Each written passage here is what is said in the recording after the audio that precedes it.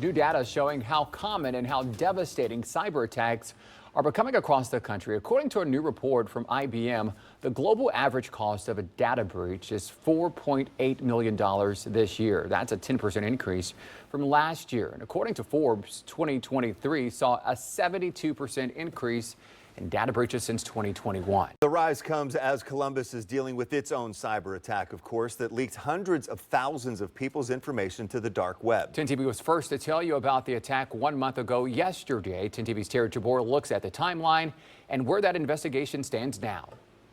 Here's what we know. The city of Columbus says on July 18th, the city severed its internet connection to reduce the threat to what the city called a potential malicious link. On July 22nd, 10 TV's Lacey Crisp was the first to tell you about the impact of the cyber hack.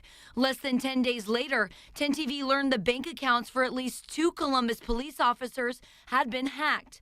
The next day, cyber experts said that the hacker group Reseda was demanding a nearly $2 million ransom. The group claimed they stole 6.5 terabytes of city data.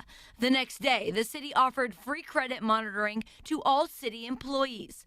On August 7th, the hacker group claims they made 45% of the city's data they obtained public. Just 2 days later, the first class action lawsuit was filed against the city. It was filed on behalf of Columbus police officers. A few days later, Columbus Mayor Andrew Ginther spoke to 10 TV. Here's what he said when we asked about what type of data was on the dark web. We believe that the screenshots of the data files are the most compelling asset they had, but that sensitive files were either encrypted or corrupted, making them totally unusable. Just hours after Mayor Ginther interviewed with 10 TV, a cybersecurity expert came forward claiming he was able to download hundreds of thousands of people's private information off the dark web, including people who visited City Hall and crime victims.